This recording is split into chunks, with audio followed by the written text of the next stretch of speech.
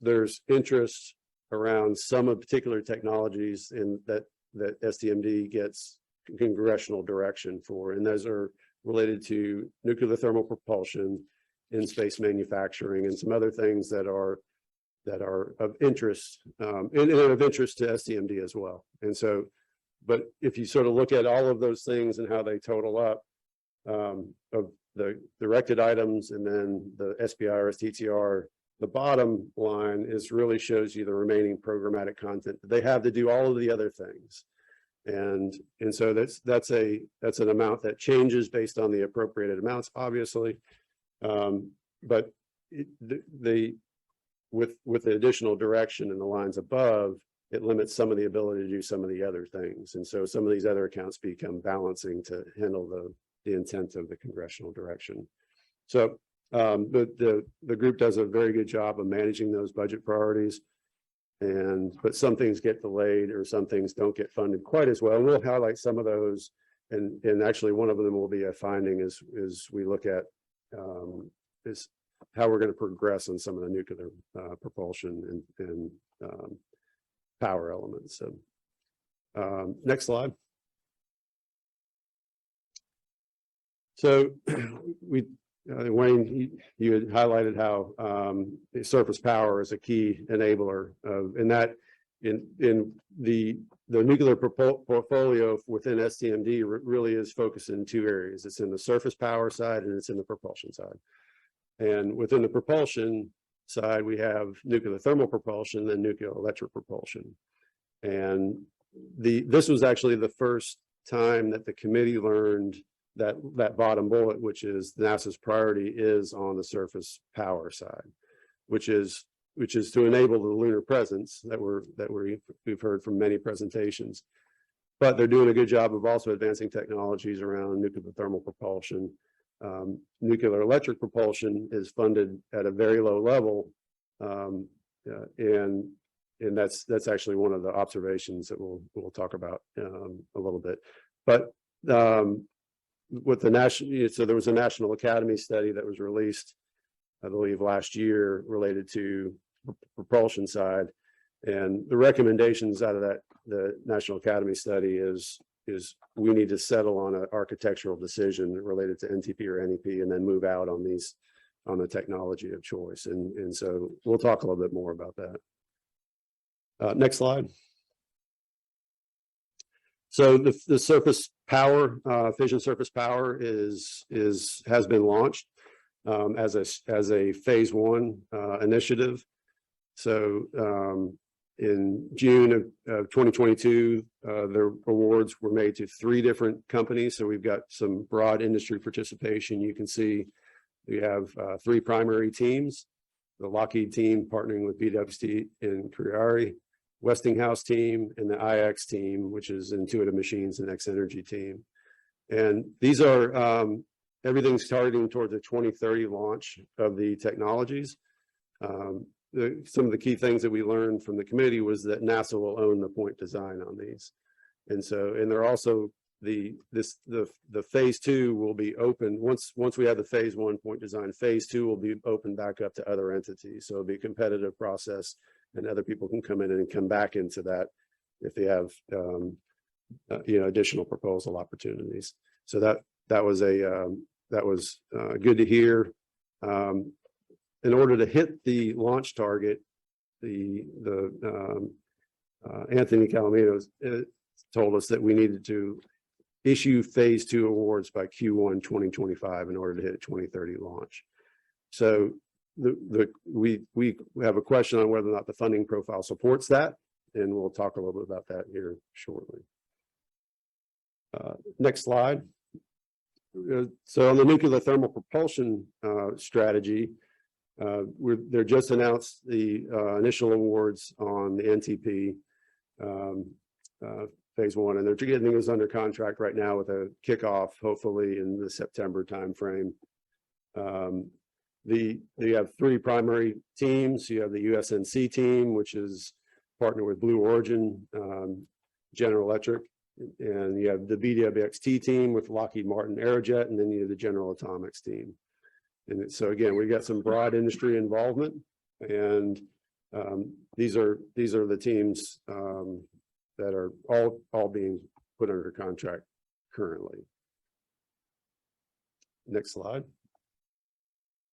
So one of the things that the committee has been pretty consistent in the feedback to STMD is that there are a lot of entities that are interested in nuclear technologies and are currently working on those, and that there should be collaboration across other agencies, and that they have done a good job of reaching out to those other agencies and linking up with either what the directions are for those, talking about what the requirements are for these different technologies, whether it's terrestrial or space-based requirements. So the update to the committee this time was that they're now working with DARPA, they're working with SCO, we're working with AFRL, which is interested in nuclear electric propulsion, which is good because that's an area that is at a very low level of funding within the NASA portfolio.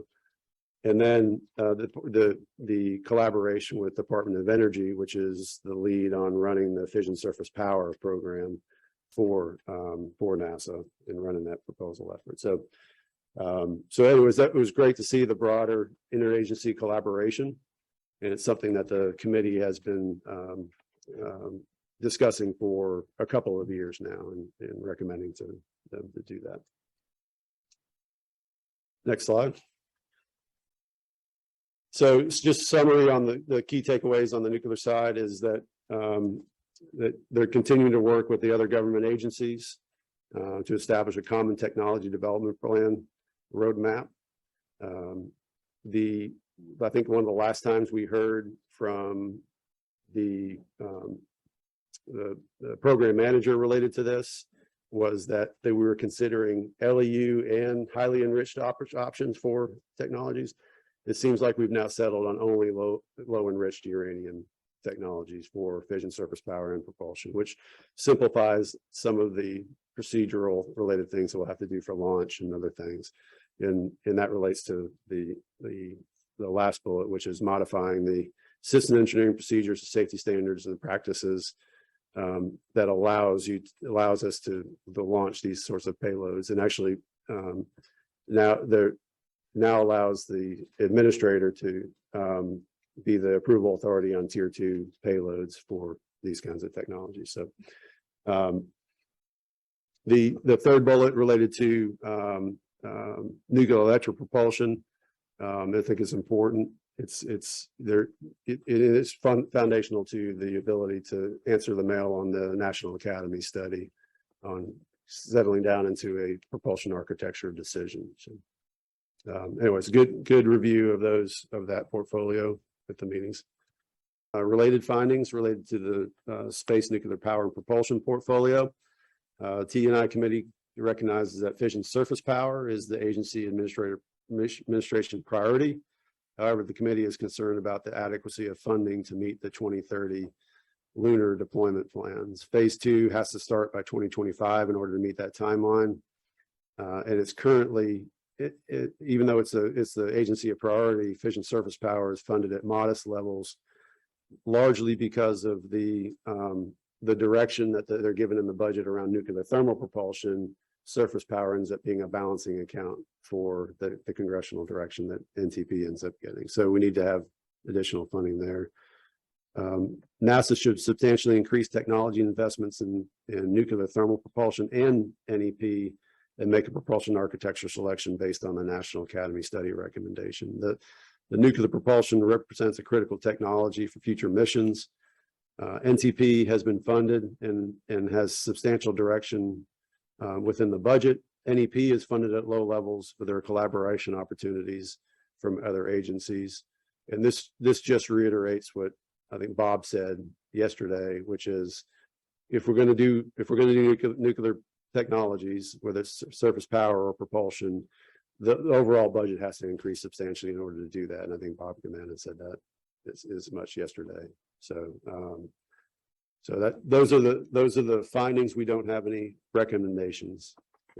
Mike, and I particularly resonate with this particular one because the Academy study, I was the principal reviewer for that, the lead reviewer. There are several other Academy members who did a review, but I was the one responsible for pulling all the reviews together for that. So I got a broad brush look at all the challenges, particularly the funding challenges associated with both NEP and NTP. And I'm also a mechanical engineer, but my master's degree also included nuclear engineering. So I really enjoyed the fun and going through that. So, so I resonated with that. I agree with that particular fund.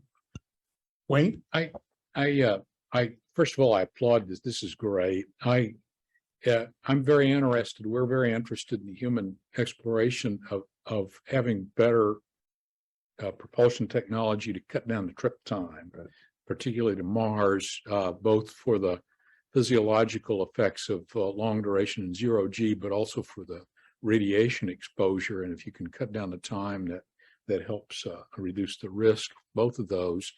And I've seen a number of studies done, and I noticed that the NTP that people are working on is about a 900-second ISP, which is in the direction of goodness, but it doesn't really get you where you need to be in terms of cutting down trip times to Mars. 900 seconds is about what the NERVA project was achieving in the 60s.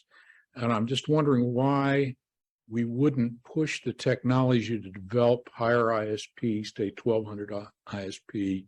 I understand the technology challenges in the thermal environment and the fuel, containment and that sort of thing is high. But if you're going to press the technology to achieve a goal, I mean, I would really recommend you think about, or STMD, think about the technologies to get higher ISP, because then we can get the trip time down to something more reasonable. So it's in the direction of goodness. I just want more. What can I say? We've had similar conversations. So it is in the direction of goodness. The technology challenges are immense, and doing nuclear is expensive and hard, and I think the hardest part about nuclear is the regulatory environment, by the way. So haven't done a little study on that. The technology is not as hard as trying to get the permits.